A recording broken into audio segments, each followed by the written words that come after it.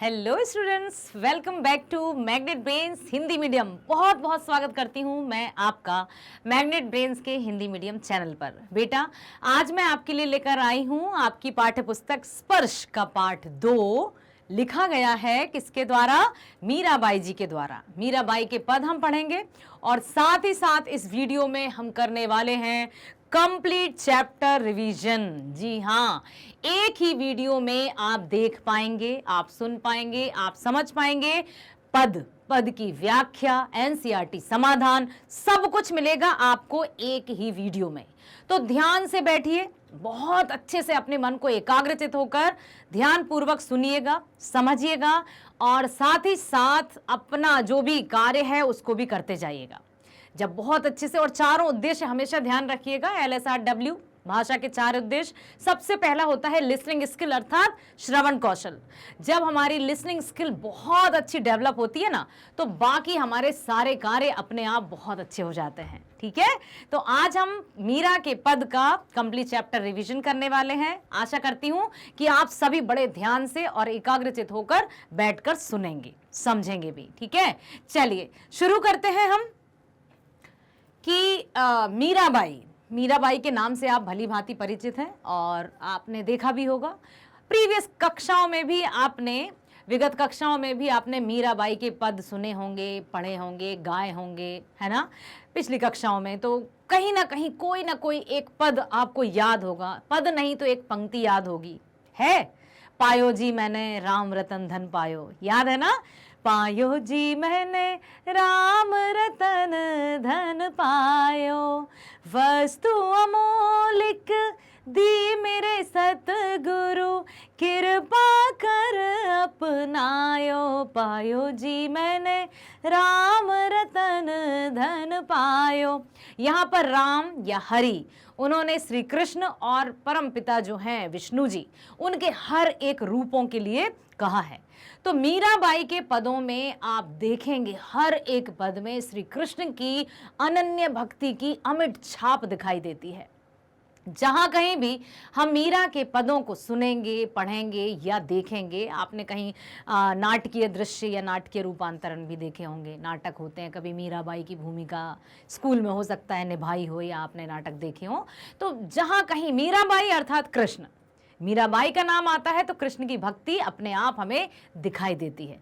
तो आइए जानते हैं मीराबाई के जीवन के बारे में कि उन्होंने कहाँ जन्म लिया, कब उनका जन्म हुआ, कहाँ उनकी शिक्षा दीक्षा हुई, किस तरह से वो कृष्ण भक्ति के प्रति अपने आप को समर्पित करती चली गई। ये सब हम जानेंगे मीराबाई के जीवन परिचय से। चलिए, लोक कथाओं के अनुसार अपने जीवन में आए कठिन दुखों से मुक्ति पाने के लिए मीरा घर परिवार छोड़कर वृंदावन में जा बसी थीं और श्री कृष्ण प्रेम में लीन हो गई थीं। अपना सर्वस्व त्याग कर, अपने सारे सुखों को, चैनों को, आराम को, ऐशो आरामों को, सब कुछ त्याग कर क्यों चली गई थी? क्योंकि उनका जो परिवार था, उनका जो समाज था, उन पर तरह तरह के लांछन लगाने लगा था। क्योंकि मीराबाई तो बचपन से ही श्री कृष्ण की भक्ति में लीन थी। जैसे तैसे उनका जब वो 12-13 वर्ष की हुई तो उनका विवाह रचा दिया गया। मेवाड़ के महाराणा सांगा के पुत्र कुंवर भोजराज के साथ उनका विवाह कर दिया गया। विवाह के बाद भी उनकी स्थिति वही थी, वो दिन रात सोते जागते सपने में भी श्री कृष्ण का नाम ही रटते रहती थीं। इस बात से लोगों ने उनको पागल कह दिया, कह रहे हैं ये तो बौरा गई है, पगली हो गई है ये। तो इस तरह की उन्होंने सुनी जब बातें, तो उन्होंने अपना सब कुछ त्याग कर कहाँ चली गई? कृष्ण की जन्मभूमि अर्थात वृंदावन में जाकर बस गई और कृष्ण प्रेम में लीन हो गई। इनकी रचनाओं में इनके आराध्य कौन? श्री कृष्ण। कहीं निर्गुण निराकार ब्रह्मा अर्थात जिसका कोई रूप आकार ना हो ऐसे प्रभु, तो कहीं सगुण साकार गोपी बल्लभ श्री कृष्ण, और कहीं निर्मोही परदेसी जोगी अर्थात जिसे किसी की परवाह नहीं होती ऐसे संत के रूप में दिखाई देते हैं। कहीं तो इन्होंने अपने श्री कृष्ण के मनमोहन रूप का वर्णन किया है, कहीं पर उन्होंने इनको निराकार माना है, कोई आकार नहीं, कोई रंग नहीं, कोई रूप नहीं। कहीं इन्होंने माना है बिल्कुल निर्मोही कि ये किसी से मोह नहीं करता, ये किसी का भला नहीं कर सकता। तो कई बार इन्होंने अपनी ही रचनाओं में, अपने पदों में श्री कृष्ण की शिकायतें भी की हैं। ये उनका अटूट प्रेम ही है कहते हैं ना कि जिससे हम प्रेम करते हैं वो भी आत्मा से प्रेम करते हैं, तो उसके प्रति हमारे भाव जो भी होंगे वो सच्चे होते हैं। माता पिता हमें डांटते हैं ना, क्यों? क्योंकि वे हमारा भला चाहते हैं। अब ऐसा तो नहीं कि माता पिता हमें डांट रहे हैं या पिटाई भी लगा दी तो वे हमारे शत्रु हो गए, नहीं। तो जो सच्चे दिल से, हृदय से एक दूसरे से जुड़ जाते हैं वो अपना अधिकार एक दूसरे पर समझने लगते हैं, और जब अधिकार आ जाता है तो अपना हक जताते हैं। तो कभी उन्होंने श्री कृष्ण को बहुत सुंदर कहा है, कभी छलिया कहा है, कभी माखन चोर कहा है, तो कभी दुखों को निवारण करने वाला कहा है, तो कभी कहा है कि ये तो बिल्कुल जोगी है जिसे किसी से कोई लेना देना नहीं। ठीक है, आइए देखते हैं। और प्रस्तुत पाठ में संकलित दोनों पदों में मीरा के इन्हीं आराध्य श्री कृष्ण को समर्पित है। 2 पद हैं, मीरा के पद में 2 पद है, और इन दोनों ही पदों में उन्होंने श्री कृष्ण के प्रति अपनी भक्ति भावना व्यक्त की है। मीरा अपने प्रभु की झूठी प्रशंसा भी करती हैं, प्यार भी करती हैं, और अवसर आने पर डांटने से भी नहीं डरती हैं। जस्ट मैंने अभी कहा ना कि जो प्यार करता है, जो स्नेह करता है, जो आत्मा से जुड़ा होता है, तो वो आपसे यदि प्यार कर सकता है तो डांट फटकार भी लगा सकता है। यही मीराबाई के पदों में भी देखा जाता है। क्या लिखा है उन्होंने? कभी तो उनकी झूठी प्रशंसा करती हैं, कभी उनसे प्यार करती हैं, तो कभी अवसर आने पर अपने पदों में उन्हें डांटती भी हैं। ये भक्ति ही है उनकी। श्री कृष्ण की शक्तियों व सामर्थ्य का गुणगान भी करती हैं, और उनको उनके कर्तव्य का याद भी दिलाती हैं कि हे कान्हा, भूल गए तुम कि तुम्हारे क्या कर्तव्य हैं। तो श्री कृष्ण को, परम पिता को, भगवान को, परमात्मा को मीराबाई डांट कर उनको उनके कर्म के लिए याद भी दिलाती हैं। ये क्या है? ये भक्ति नहीं तो और क्या है? रामायण के चरित्र को याद कीजिए। शबरी याद होंगी आपको, जिन्होंने झूठे बेर श्री राम को खिलाए थे। अब दुनिया को लग रहा कि एक बुढ़ी सी महिला बेरों को जूठा कर करके भगवान को खिला रही है, परंतु उसकी भक्ति क्या थी कि कहीं कोई बेर कड़वा ना हो जाए जो मेरे प्रभु के मुंह के स्वाद को खराब कर दे। इसलिए जो जो मीठे बेर थे वो जूठे कर करके श्री राम को खिलाती जा रही थी, और श्री राम भी बड़े चाव के साथ खाते जा रहे थे। ये क्या है? ये भक्ति है। तो यहाँ शबरी की हो, श्री राम की हो, या मीरा की हो, या कृष्ण की हो, ठीक है, इस तरह से कई उदाहरण हमें देखने को मिलते हैं। और यहां हम जो देखने जा रहे हैं वो है मीराबाई की भक्ति श्री कृष्ण के प्रति। और एक बात बता दूं कि मीराबाई जो थी वो श्री कृष्ण को अपने पति के रूप में पाना चाहती थी। क्या कहती थी वो? कि जाके सिर मोर मुकुट मेरो पति होई, है ना। तो वो हमेशा ये चाहती थी कि मेरा पति ही है श्री कृष्ण, पति के रूप में वो चाहती थी, भक्ति भाव में डूबी रहती थी। अब जब विवाह के बाद, क्योंकि 13 वर्ष की आयु में उनका विवाह हो गया महाराणा सांगा के पुत्र कुंवर भोजराज के साथ, और वो कहती कि ये जो प्रतिमा है घर में, क्योंकि वो तो पूछती थी, ये मेरा पति है, तो आग बबूले हो जाते। परिवार के लोग, समाज के लोगों ने उनको तरह तरह से उलाहने दिए, इसलिए वे राजपाट छोड़कर वृंदावन में जा बसी। ठीक है, हर एक चित्र में जहां कहीं आप मीराबाई की छवि देखेंगे वहां श्री कृष्ण का रूप अवश्य पाएंगे।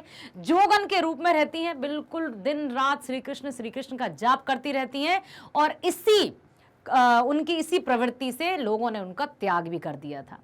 और वो साधु संतों के पास बैठती, उनसे श्री कृष्ण की चर्चाएं करती, श्री कृष्ण के बारे में उनसे ज्ञान प्राप्त करती रहती, और इसी चर्चा ने, इसी प्रेम ने, इसी ममता ने उनको श्री कृष्ण का इतना बड़ा भक्त बना दिया कि आज हम सब उनका मतलब उनकी रचनाओं को पढ़ रहे हैं। 2 पद हैं यहाँ पर। प्रथम पद में श्री कृष्ण से प्रार्थना करते हुए कहती हैं कि हे प्रभु, जिस तरह से तुमने द्रौपदी की लाज बचाई, याद है महाभारत का दृश्य, जब भरी सभा में दुशासन, जो कृष्ण का भाई दुर्योधन का भाई था, उसके द्वारा द्रौपदी का चीरहरण हो रहा था। श्री कृष्ण ने आकर चीर को बढ़ाया, और दुशासन चीर को खींच खींच कर थक हार कर बेहोश हो गया, परंतु द्रौपदी का चीर अर्थात साड़ी कम नहीं हुई। तो याद दिलाती हैं अपने श्री कृष्ण को कि हे प्रभु, हे मेरे कान्हा, जिस तरह से तुमने द्रौपदी की लाज बचाई थी, वैसे मेरी लाज बचाने भी आ जाओ। जिस तरह से तुमने भक्त प्रहलाद याद है आपको, हिरण्यकश्यप की कथा याद है, होली का दहन याद है, कि किस तरह से भक्त प्रहलाद की लाज बचाने के लिए श्री कृष्ण अर्थात विष्णु ने नरसिंह का अवतार रूप धारण किया था, और प्रहलाद के पिता हिरण्यकश्यप का वध किया था। ठीक है, याद है वो कथा? छोटी सी मैं बता देती हूं फिर से आपको कि होली का दहन, होली त्योहार तो आप सभी जानते हैं। पौराणिक कथाओं के अनुसार ऐसा माना जाता है कि हिरण्यकश्यप नामक एक बहुत शक्तिशाली राजा था। उसने घोर तपस्या करके ब्रह्मा जी से वरदान प्राप्त कर लिया था और ब्रह्मा जी ने कह दिया तथास्तु। तथास्तु मतलब जो तुमने मांगा है तुम्हें मिल गया। क्या मांगा था उसने? कि मैं इतना शक्तिशाली बन जाऊं कि इस जगत में, दुनिया में मुझे कोई ना मार सके, ना नर मार सके, ना देवता मार सके, ना दानव मार सके, ना पशु, ना पक्षी, ना जानवर, कोई मुझे मार ही ना सके। ब्रह्मा जी ने तथास्तु कह दिया। और क्या कहा? ना मैं दिन में मरूं, ना मैं रात में मरूं, ना मैं घर में मरूं, ना मैं बाहर मरूं, ना मैं सुबह मरूं, ना शाम मरूं, तथास्तु। सारे वरदान उसके मान लिए गए। और जब उसको ये वरदान मिल गया तो वो तो अपने आप को भगवान समझने लगा। हाहाकार मचा दिया उसने चारों तरफ, अपने अत्याचारों का कहर ढा दिया और सबसे ये कहता कि मेरी पूजा करो, मैं भगवान हूं। तो जो उसके डर में डर गए या जैसे भी दहशत में आ गए तो वो भगवान हिरण्यकश्यप को पूजने लगे। लेकिन कुछ ऐसे लोग थे जिन्होंने भगवान विष्णु की आराधना नहीं छोड़ी, तो उनको उसने मृत्यु के घाट भी उतार दिया। अब उसके घर ही एक पुत्र रत्न की प्राप्ति हुई जिसका नाम रखा गया प्रहलाद। प्रहलाद बिल्कुल जैसे ही बच्चा बोलने वाला हुआ, उसने ओम श्री विष्णवे नमः, विष्णु भगवान की आराधना शुरू कर दी।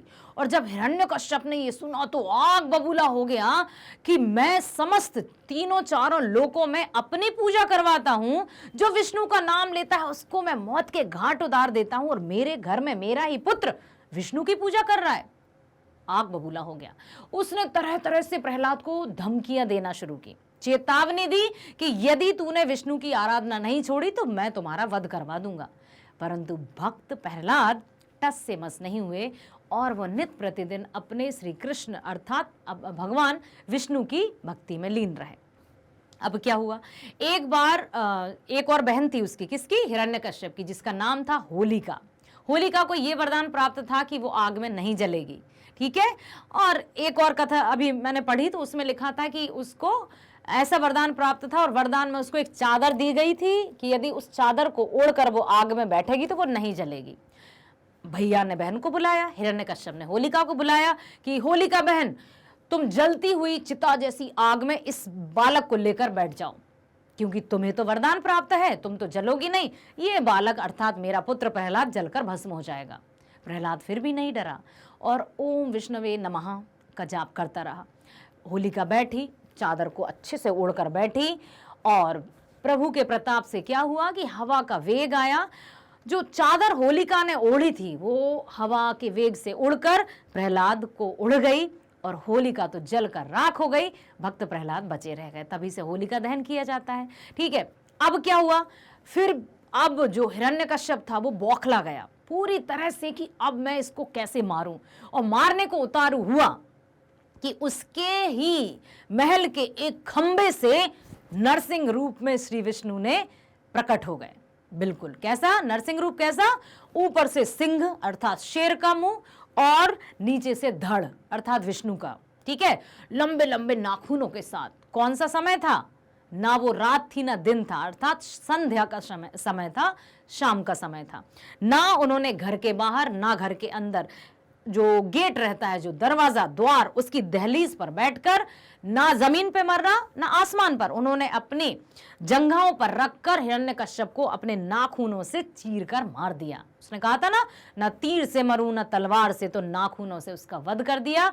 तो यहां पर मीराबाई इस पद में यही कहती हैं कि जैसे तुमने द्रौपदी की लाज बचाई, जैसे भक्त प्रहलाद को तुमने की रक्षा की, वैसे ही मेरी लाज भी रखना, ठीक है। प्रथम में एक और इंद्र भगवान के हाथी कौन है? ऐरावत, ठीक है। ऐरावत हाथी को एक बार कई मगरमच्छों ने घेर लिया था, तो अब उस समय श्री कृष्ण ने ऐरावत को बचाया था और मगरमच्छों को मारा था। तो पहला जब हम पद पढ़ेंगे तो उसमें यही है कि किस तरह से तुमने इन सब की रक्षा की थी भक्तों की, तो मेरी भी तो रक्षा सुनो, मेरी भी तो रक्षा करो। और दूसरे जो पद है उसमें पढ़ेंगे कि मीराबाई स्वयं को श्री कृष्ण की दासी बनने के लिए कहती हैं कि श्याम मने चाकर राख्यो जी, मुझे अपना दास बना लो ताकि मैं हर समय आपके दर्शन पाती रहूं, आपकी सेवा करती रहूं, जिससे मेरी भक्ति भावना और बढ़े। मैं हर समय आपको पूजना चाहती हूँ, हर समय आपके दर्शन करना चाहती हूँ। हे प्रभु, मुझे अपनी दासी बना लो। मैं बाग बगीचे लगाऊंगी जहां पर आप विचरण करेंगे। मैं ऊंचे ऊंचे महल बनवाऊंगी, उन महलों पर चढ़कर कोई भी मौका आपके दर्शन पाने का नहीं खोना चाहती। मैं सुबह तक प्रतीक्षा नहीं कर पाऊंगी, तो आधी रात को ही आप जमुना के किनारे आ जाना, मैं आपके दर्शन पाकर धन्य हो जाऊंगी। दूसरे पद में, ठीक है। चलिए बेटा, देखिए अब हम पढ़ते हैं। इन पदों में मीराबाई श्री कृष्ण का भक्तों के प्रति प्रेम और अपना श्री कृष्ण के प्रति भक्ति भाव का वर्णन करती हैं। पहले पद में मीरा श्री कृष्ण से कहती हैं कि जिस प्रकार आपने द्रौपदी, प्रहलाद और ऐरावत के दुखों को दूर किया था, उसी तरह मेरे सारे दुखों का नाश कर दो। दूसरे पद में श्री कृष्ण के दर्शन का एक भी मौका हाथ से नहीं जाने देना चाहती। वह श्री कृष्ण की दासी बनने को तैयार हैं, बाग बगीचे लगाने को भी तैयार हैं, गली गली में श्री कृष्ण की लीलाओं का बखान करना चाहती हैं, ऊंचे ऊंचे महल बनाना चाहती हैं ताकि दर्शन का मौका ना छूट जाए। अब हम पढ़ेंगे पद, ठीक है। हरि आप हरु जनरी भीर, द्रौपदी री लाज राखी, आप बढ़ायो चीर। हरि आप हरु जनरी भीर, भगत कारण रूप नर हरि, धर्यो आप शरीर। बूढ़ तो गज राज राख्यो, काटी कुंजर पीर। दासी मीरा लाल गिरधर, हरो मारी भीर। हरि आप हरो जनरी भीर। समझ में आया? हे प्रभु, हे हरि, आप सभी के दुखों को हर लो, सबके दुखों का निवारण कर लो। जैसे तुमने सारे भक्तों की लाज रखी, वैसे मेरी भी लाज रखो। द्रौपदी री लाज राखी, आप बढ़ायो चीर। आपने द्रौपदी की लाज रखी और चीर को बढ़ाया। भगत कारण रूप नरहरि, धर्यो आप शरीर। भक्त प्रहलाद के कारण आपने नरसिंह का रूप धारण किया और उस क्यों आपने भक्ति को मतलब दिखाया और अपने प्रेम से उसकी रक्षा की। बूढ़ तो गजराज्य राख्यो, काटी कुंजर पीर। वहीं पर ऐरावत हाथी के कष्टों का निवारण किया। दासी मीरा लाल गिरधर, हरो मारी पीर। मैं आपकी दासी हूं, मैं आपकी दासी बनना चाहती हूं, आप मेरी भी पीड़ा हर लो मेरे प्रभु। इस तरह से प्रार्थना करती हैं। देखिए पढ़ते हैं अब। इस पद में कवयित्री मीरा भगवान श्री कृष्ण के भक्त प्रेम का वर्णन करते हुए कहती हैं कि आप अपने भक्तों के सभी प्रकार के दुखों को हरने वाले हैं, अर्थात दुखों का नाश करने वाले हैं। मीरा उदाहरण देते हुए कहती हैं कि जिस तरह आपने द्रौपदी की इज्जत को बचाया और साड़ी के कपड़ों को बढ़ाते चले गए, जिस तरह आपने अपने भक्त प्रहलाद को बचाने के लिए नरसिंह का रूप धारण कर लिया, और जिस तरह आपने हाथियों के राजा भगवान इंद्र के वाहन ऐरावत हाथी को मगरमच्छ के चंगुल से बचाया था, हे प्रभु, हे श्री कृष्ण, उसी तरह अपनी इस दासी अर्थात भक्त के भी सारे दुख हर लो, अर्थात सभी दुखों का नाश कर दो। समझ में आया? चलें दूसरे पद की ओर। अब है दूसरा, क्या कहना चाहती हैं? देखिए यहां पर दूसरे पद के माध्यम से कवयित्री उनसे कह रही है कि मुझे अपना नौकर बना लो, मुझे अपना दास बना लो, मुझे अपना सेवक बना लो, क्योंकि मैं आपकी दासी बनकर ही स्वयं को धन्य पा जाऊंगी, स्वयं मैं धन्य हो जाऊंगी, क्योंकि हर समय मैं आपके पास तो रहूंगी। श्याम माने चाकर राखो जी, गिरधारी लाला माने चाकर राखो जी। हे प्रभु, हे परमपिता, हे श्री कृष्ण, मुझे अपना चाकर अर्थात नौकर, दासी बना लो। गिरधारी लाला मने चाकर राखो जी। हे गिरधारी, हे नटवर, हे मुरलीधर, मुझे अपना नौकर बना लो। चाकर रहस्यू, भाग्य लगास्यू, नित उठ दर्शन पास्यू। मैं आपकी नौकर या आपकी दासी बनकर बाग बगीचे लगाना चाहती हूँ। क्यों? क्योंकि आप बाग बगीचे में ही तो विचरण करते हैं, बाग बगीचे में ही तो विहार करते हैं, इसलिए मैं स्वयं बाग बगीचे लगाऊंगी ताकि आप उनमें विहार करें, विचरण करें और मैं आपके दर्शन नित्य प्रतिदिन करती रहूं। बिंद्रावनरी कुंज गली में गोविंद लीला गास्यूं। मैं वृंदावन की हर एक गली में आपकी लीलाओं का बखान करना चाहती हूँ। मैं आपकी सुंदरता, आपके रूप का, मनमोहन रूप का हर गली गली में जाकर उसका बखान करना चाहती हूँ। ठीक है। चाकरी में दर्शन पास्यूं, सुमरण पास्यूं खर्ची। मैं आपकी चाकरी में ही, आपकी नौकरी में ही, अर्थात आपकी दासी बनकर ही पुण्य कमाना चाहती हूं। मुझे आपकी सेवा में वो सब मिल जाएगा जो शायद किसी को प्राप्त नहीं होता, तो मुझे अपनी दासी ही बना लो। भाव भगति जागिरी पासियों तीनों बातों सरसी। मैं अपने भक्ति भाव से आपके तीनों प्रकार के रूपों को पाना चाहती हूँ। जो कैसा रूप? एक वो जो आप हमेशा अपने भक्तों के लिए उसके मतलब कष्टों का निवारण करने के लिए खड़े रहते हैं। दूसरा, आपके मनोहारी रूप, सौंदर्य, जो मोर मुकुट रहते हैं, पीतांबर धारण किए रहते हैं, गले में वैजंती माला धारण किए रहते हैं, उस रूप को भी पाना चाहती हूँ।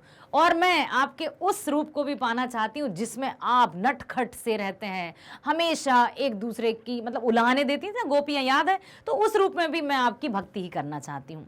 हर हाल में, हर स्थिति में, हर समय मैं आपके निकट रहकर आपकी दासता करना चाहती हूँ, आपकी सेवा करना चाहती हूँ। ठीक है, आइए अब पढ़ते हैं।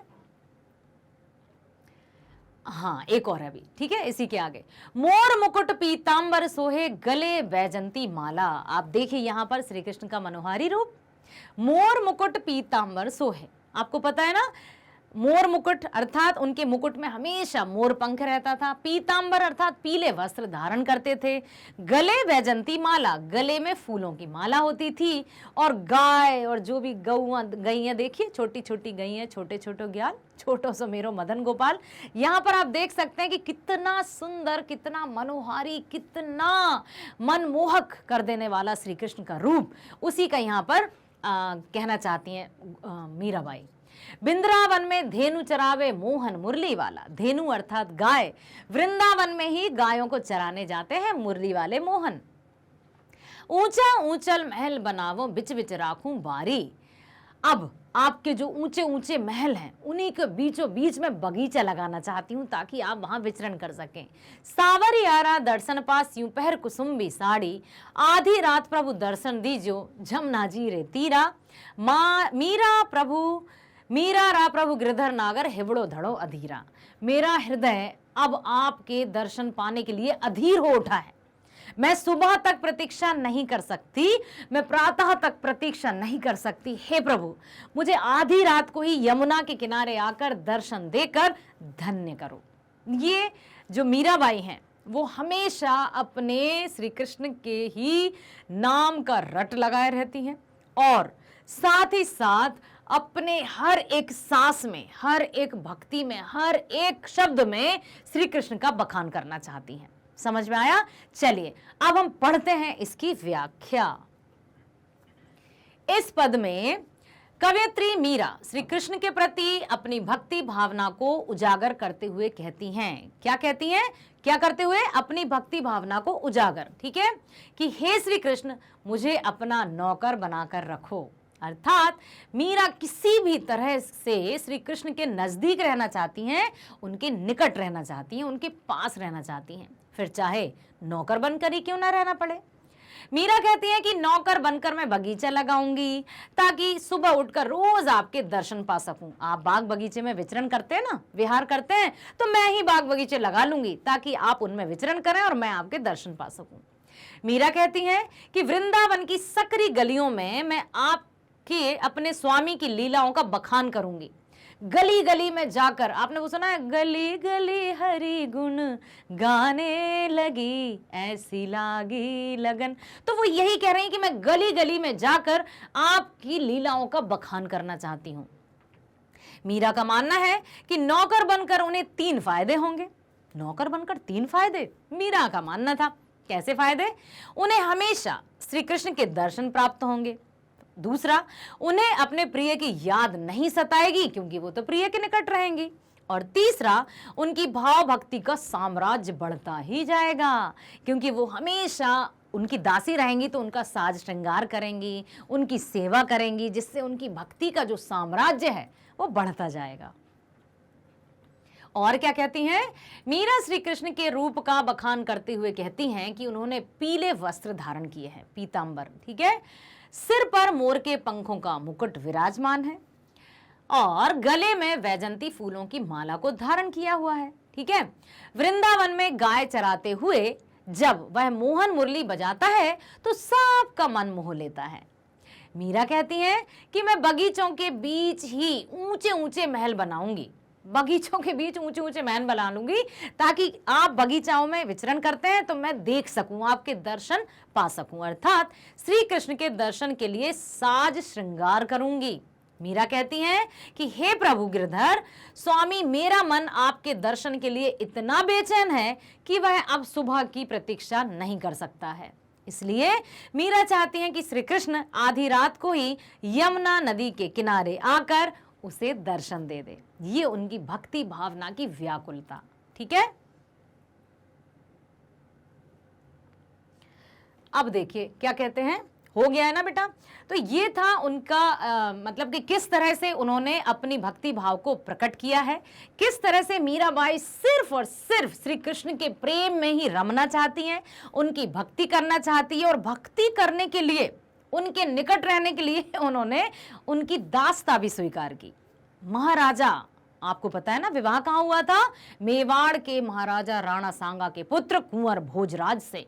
परंतु वो राजपाट त्याग कर वृंदावन में आ गईं और अपने श्री कृष्ण के निकट रहने के लिए उन्होंने कहा कि श्याम माने चाकर राख्यो जी, मुझे गिरधारी लाला माने चाकर राख्यो जी, मुझे अपना दास बना लीजिए, अपने निकट रख लीजिए, मैं हर समय आपके निकट रहना चाहती हूँ, आपकी सेवा करना चाहती हूँ और आपकी जो लीलाएं हैं, जो आपके कार्य हैं, उनका गली गली में जाकर बखान करना चाहती हूँ।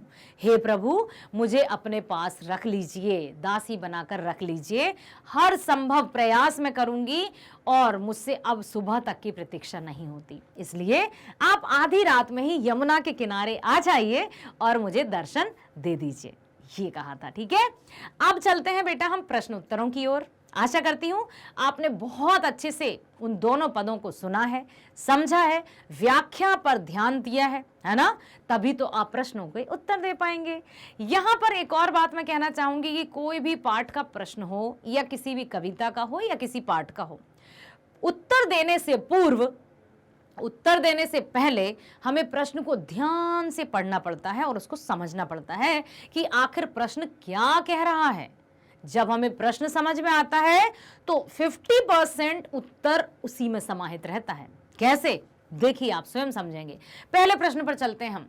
पहले पद में मीरा ने हरि से अपनी पीड़ा हरने की विनती किस प्रकार की थी? याद कीजिए, पहले पद में किस तरह से की थी कि मेरी पीड़ा को हर लो, मेरी पीड़ा को कम करो प्रभु। कुछ उदाहरण दिए थे, किसके क्या क्या उदाहरण दिए थे?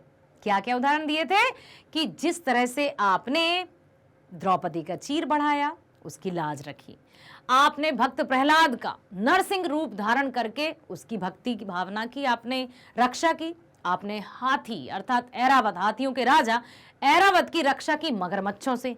जब आप अपने भक्तों की इतनी सहायता करते हैं तो प्रभु मेरी भी तो सहायता करिए। अब पढ़ेंगे हम उत्तर। देखिए, ध्यान से सुनिएगा। पहले पद में मीरा कहती हैं कि जिस प्रकार हे प्रभु, जब भी कोई हे प्रभु आता है तो उसमें विस्मय आदि बोधक चिन्ह लगता है, ध्यान रखिएगा। ये आश्चर्य, हर्ष, शोक इनको दर्शाता है, इसलिए तो इसको कहते हैं विस्मय आदि बोधक, ठीक है। हे प्रभु, आप अपने सभी भक्तों के दुखों को हरते हो ना। जैसे द्रौपदी की लाज बचाने के लिए साड़ी का कपड़ा बढ़ाते चले गए, प्रहलाद को बचाने के लिए नरसिंह का रूप धारण कर लिया, ऐरावत हाथी को बचाने के लिए मगरमच्छ को मार दिया, उसी प्रकार मेरे भी सारे दुखों को हर लो, अर्थात सभी दुखों को समाप्त कर दो, मुझे अपने पास रख लो, मुझे अपनी दासी बना लो।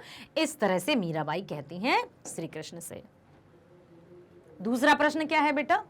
दूसरे पद में मीराबाई श्याम की चाकरी क्यों करना चाहती हैं? अब बताइए, मीराबाई ने ये क्यों कहा कि श्याम मने चाकर राख्यो जी, गिरधारी लाला मने चाकर राख्यो जी?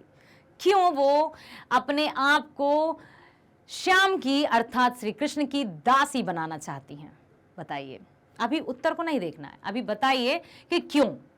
क्यों कि वो दासी बनकर उनके निकट रह सकती हैं, उनके दर्शन पा सकती हैं, है ना। और इसी को हम अच्छे से विस्तृत रूप में लिख देंगे। कैसे लिख देंगे? दूसरे पद में मीरा श्री कृष्ण की नौकर बनने की विनती इसलिए करती हैं क्योंकि वह श्री कृष्ण के दर्शन का एक भी मौका खोना नहीं चाहती। वह कहती हैं कि मैं बगीचा लगाऊंगी ताकि रोज सुबह उठते ही मुझे श्री कृष्ण के दर्शन हो जाएं। मैं आपके महलों के बीच बीच में बगीचा लगा दूंगी, बीचों बीच बगीचा लगाऊंगी और हर भरसक प्रयास करूंगी, बहुत मेहनत करूंगी, बस मुझे आपके दर्शन चाहिए प्रभु। तीसरा है प्रश्न, मीरा ने श्री कृष्ण के रूप सौंदर्य का वर्णन कैसे किया है? बताइए, रूप सौंदर्य में क्या क्या आएगा? उन्होंने क्या धारण किया था? मोर मुकुट। क्या धारण किए था? पीतांबर। क्या धारण किया था? वैजंती माला। क्या धारण की थी? मुरली। यस, ये सारा आ जाएगा उनके रूप सौंदर्य के अंतर्गत। तो मीराबाई ने क्या कहा? मीरा श्री कृष्ण के रूप सौंदर्य का वर्णन करते हुए कहती हैं कि उन्होंने सिर पर मोर पंख का मुकुट धारण किया हुआ है, पीले वस्त्र पहने हुए हैं और गले में वैजंती फूलों की माला धारण किए हुए हैं। मीरा कहती हैं कि जब श्री कृष्ण वृंदावन में गाय चराते हुए बांसुरी बजाते हैं तो सबका मन मोह लेते हैं। तभी तो उनका नाम मोहन भी है, मुरली वाला भी है, छलिया भी है, नंदलाला भी है। कई नामों के धनी हैं श्री कृष्ण। ठीक है। अगला, मीरा की भाषा शैली पर प्रकाश डालिए। अब बताइए आप कि जो मीरा के पद आपने अभी पढ़े सुने, उसमें आपको क्या लगा कि मीराबाई की जो भाषा शैली है, लिखने की स्टाइल, शैली में तरीका कैसा है? समझने योग्य है? ठीक है। क्या किसी एक भाषा में बंधा हुआ है या कई भाषाओं का मिश्रण है? कई भाषाओं का मिश्रण है। जैसे ब्रज भाषा भी है, राजस्थानी भी है ना, गुजराती भी है, हिंदी भी है। और ये कैसे हुआ? क्योंकि वो गली गली हरि गुण गाने लगी, वो एक जगह रहकर उन्होंने कृष्ण की आराधना नहीं की है। वो तो साधु संतों के संतन ढिग बैठ बैठ लोक लाज खोई, साधु संतों के निकट बैठती थीं, उनसे श्री कृष्ण की चर्चाएं सुनती थीं, उनसे श्री कृष्ण की चर्चाएं करती थीं, उन लीलाओं के बारे में सुनती थीं। तो इस तरह से उनको जगह जगह से श्री कृष्ण के प्रति ज्ञान प्राप्त हुआ। तो उनका जो ज्ञान था वो बहुत भाषाओं का मिश्रण हो गया। तभी तो उनकी रचनाओं में अनेक भाषाओं का सम्मिश्रण देखा जा सकता है। मीरा को हिंदी और गुजराती दोनों की कवयित्री माना जाता है, हिंदी और गुजराती की। इनकी कुल 7-8 कृतियां ही उपलब्ध हैं। मीरा की भाषा सरल, सहज और आम बोलचाल की भाषा है, जिसमें राजस्थानी, ब्रज, गुजराती, पंजाबी और खड़ी बोली का मिश्रण है। पदों में भक्ति रस है तथा अनुप्रास, पुनरुक्ति, रूपक आदि अलंकारों का भी प्रयोग हुआ है। यहाँ पर रस की बात आई है, अलंकारों की बात आई है। तो मैं थोड़ा सा आपको अलंकार के प्रति बताना चाहूंगी कि अलंकार किसे कहते हैं।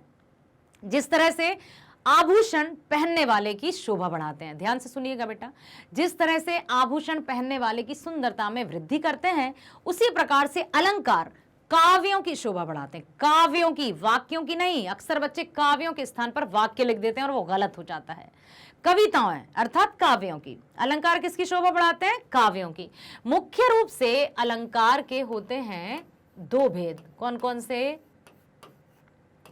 एक होता है शब्द अलंकार और दूसरा होता है अर्थ अलंकार। ठीक है।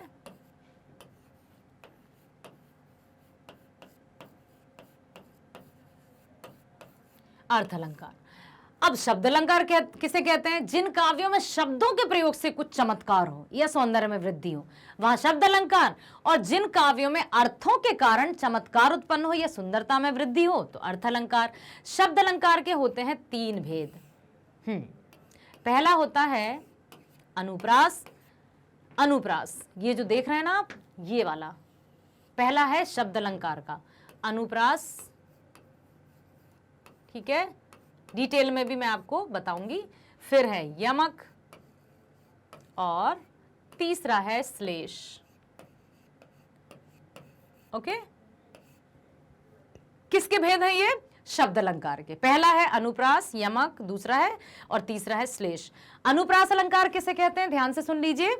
जिन काव्यों में वर्ण की आवृत्ति हो, वर्ण अर्थात अक्षर, लेटर, अक्षर, एक अक्षर, आ, खा, मा, चा, एक अक्षर।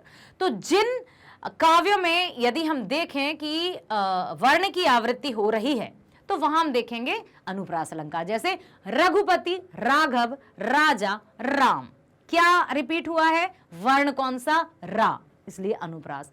और भी सही बहुत सारे एग्जांपल्स हैं, जैसे चंदू के चाचा ने चंदू की चाची को चांदनी रात में चांदी की चम्मच से चटनी चटाई, चा।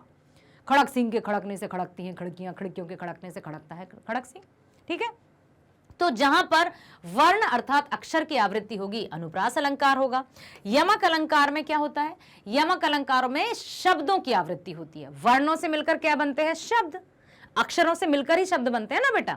तो यहां हुई वर्ण की आवृत्ति, वर्णों से मिलकर बनते हैं शब्द, यहां होगी शब्दों की आवृत्ति। यमक अलंकार में शब्दों की आवृत्ति। लेकिन जितनी भी बार शब्द आएंगे ना, एक ही शब्द बार बार आएगा किसी पंक्ति में, कविता की पंक्ति में, और उसके अर्थ अलग होंगे, तो यमक अलंकार होगा। कैसे, जैसे काली घटा का घमंड घटा, काली घटा का घमंड घटा, शब्द आया है सेम, कौन सा है, दो बार आया, घटा। एक घटा, काली घटा अर्थात काले काले बादल, घमंड घटा मतलब कम हुआ, है शब्द एक ही लेकिन दो बार आया, दोनों बार अलग अर्थ है, इसलिए यमक अलंकार।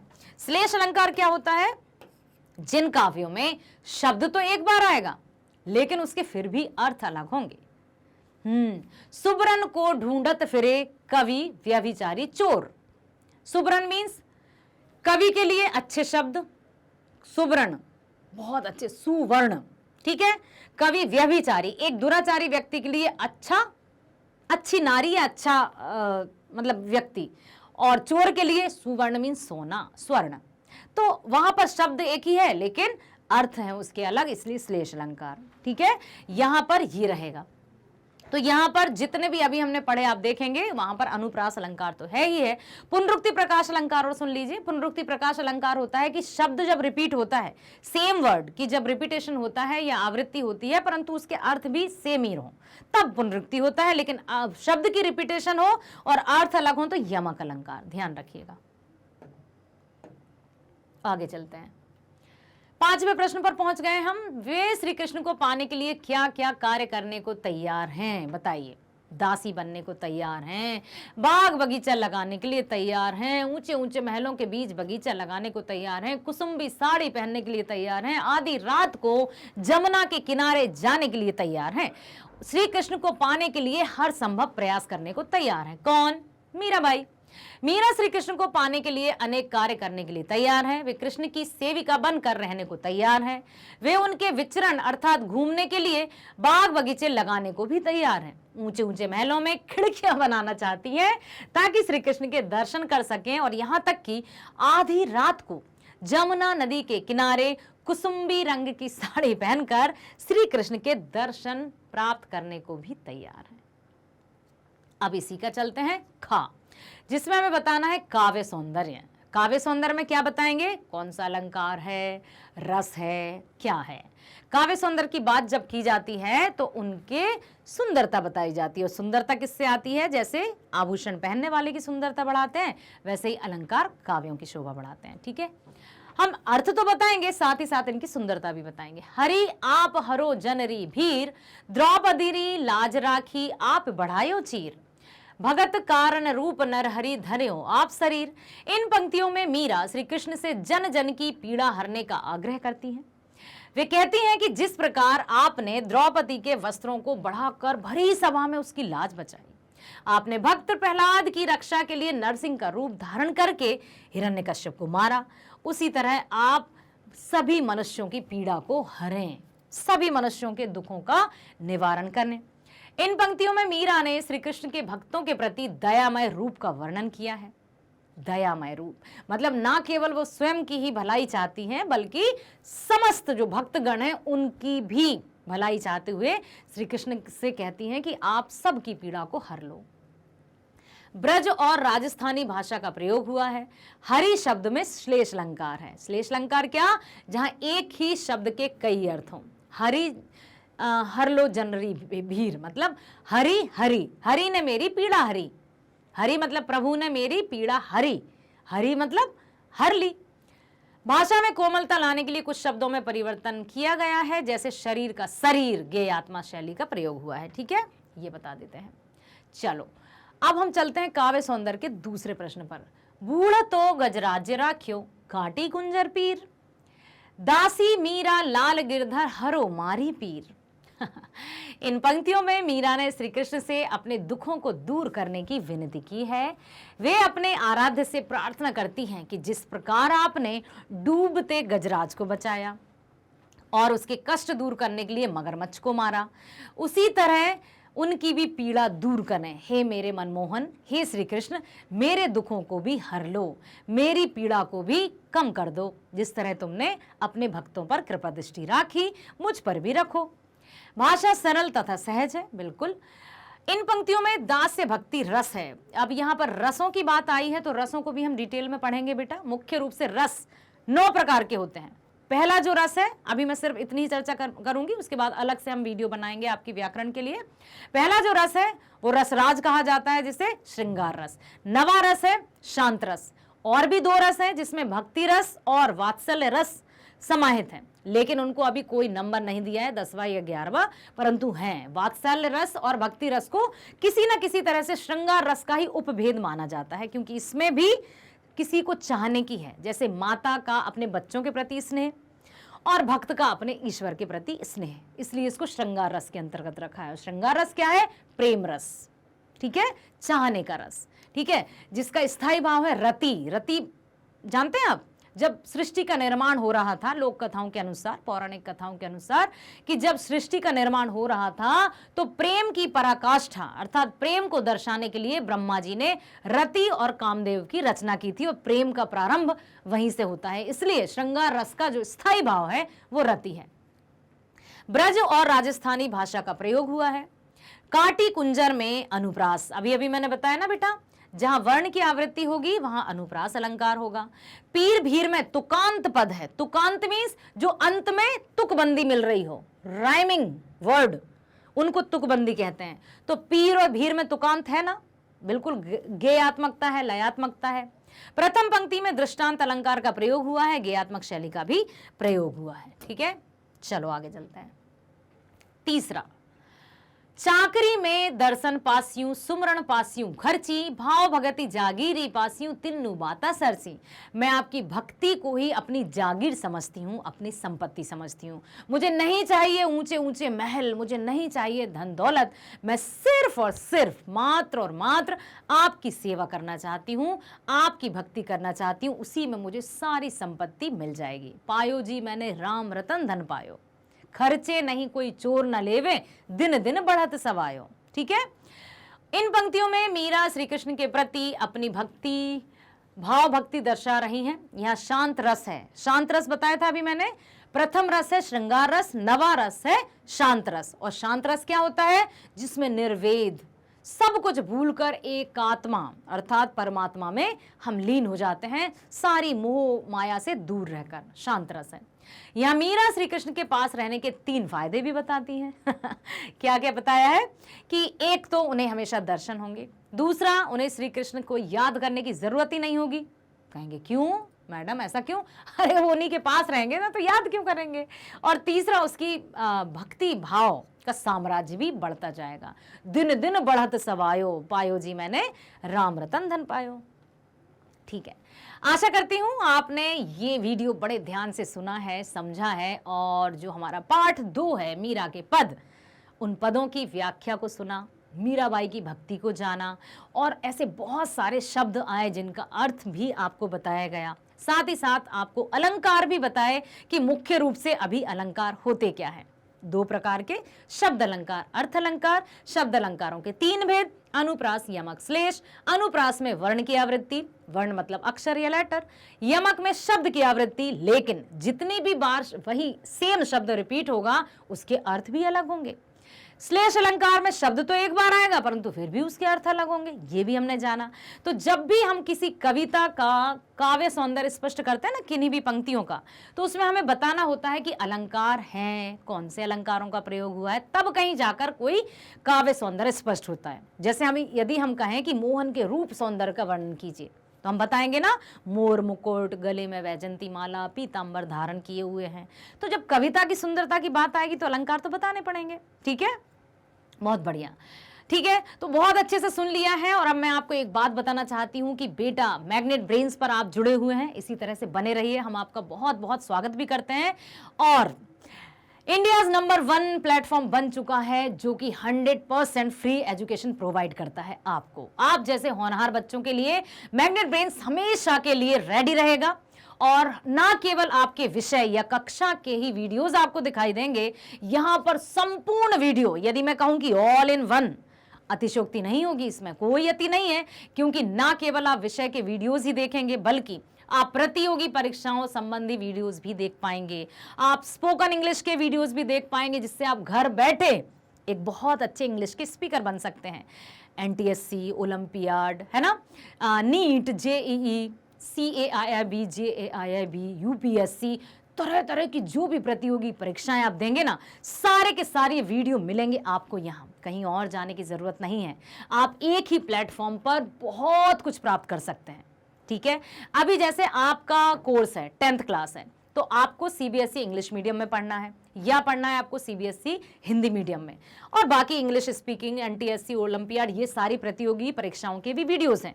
सबसे पहले आप क्या देखना चाहते हैं, आप बताइए, मैं आगे बढ़ाऊंगी।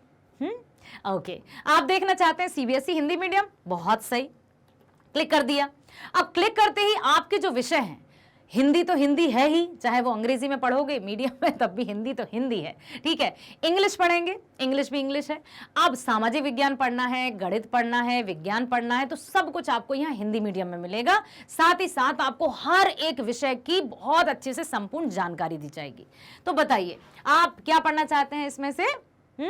हिंदी, क्लिक कर दीजिए। लाली मैडम आपको दिखाई दे रही होंगी, और आप जैसे ही क्लिक करेंगे तो आपके सामने हिंदी से संबंधित संपूर्ण जानकारी आ जाएगी आपकी स्क्रीन पर। अब आपको चूज करना है कि हिंदी में भी आप क्या पढ़ना चाहते हैं। क्या पढ़ना चाहते हैं? CBSE NCERT पर आधारित संपूर्ण पाठ्यक्रम, ये वीडियो देखना चाहते हैं, क्लिक कर देंगे तो सामने आ जाएगा। या फिर चाहते हैं आप विषय का संपूर्ण विवरण, कि विषय मतलब जो हिंदी है उसमें क्या क्या है, क्या है, कुछ ज्यादा सोचने की जरूरत नहीं, क्लिक कर देंगे सब आ जाएगा। या फिर सभी अध्याय का क्रम अनुसार सारांश, जैसे कोई पाठ है या आपकी कविताएं हैं, तो जब आप उस पर क्लिक करेंगे तो सभी चैप्टर्स का सारांश या समरी आ जाएगी। या फिर आप चाहते हैं NCERT समाधान, जो आपकी पाठ्य पुस्तक के पीछे प्रश्न दिए रहते हैं उनके सॉल्यूशन चाहते हैं, आप NCERT समाधान चाहते हैं, क्लिक कर दीजिए, फिर आप जिस चैप्टर पर जाएंगे वो आपके सामने आ जाएंगे। ठीक है बेटा, तो यहां पर और एक बात, क्या आप चाहते हैं complete chapter revision in one shot? वो भी मिल जाएगा कि आपको एक ही वीडियो में व्याख्या भी मिल जाएगी, भावार्थ भी मिल जाएगा, अर्थ भी मिल जाएगा, साथ ही साथ NCERT समाधान भी मिल जाएंगे। यस, बिल्कुल। या फिर आप चाहते हैं बहुविकल्पीय प्रश्न, जो कि आपको एकदम चौकन्ना कर देते हैं कि क्या होगा इसका जवाब, ये या ये बिल्कुल, तो आपको वो भी समझ में आ जाएगा। अब बताइए, सबसे पहले आप देखना क्या चाहते हैं? मैडम, सबसे पहले हम पाठ्यक्रम देखना चाहते हैं। बहुत सही कहा, क्लिक कर दीजिए।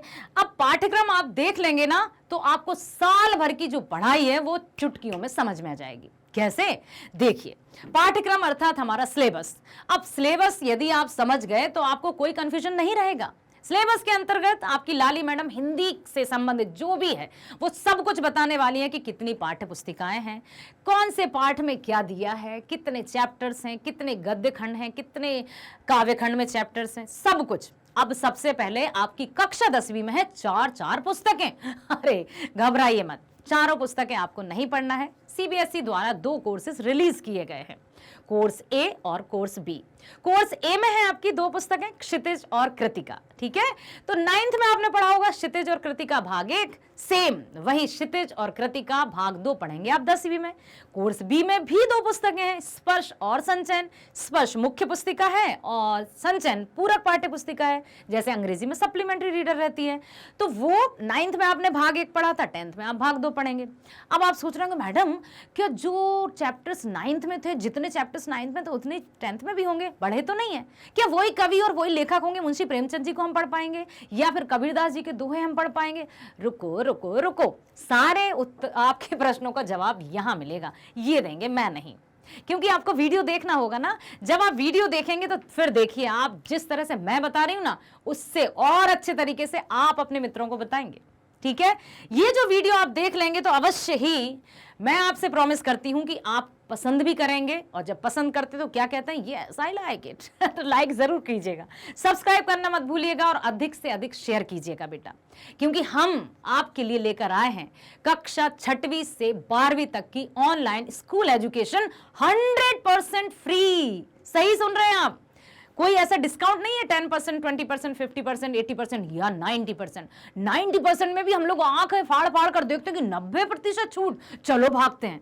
यहां तो 100% है, 100% है। आपसे कोई चार्जेस नहीं लिए जाएंगे, कोई पेड सब्सक्रिप्शन की कभी हम बात नहीं करेंगे, हमेशा आपके लिए फ्री वीडियोस प्रोवाइड होंगे मैग्नेट ब्रेन्स पर।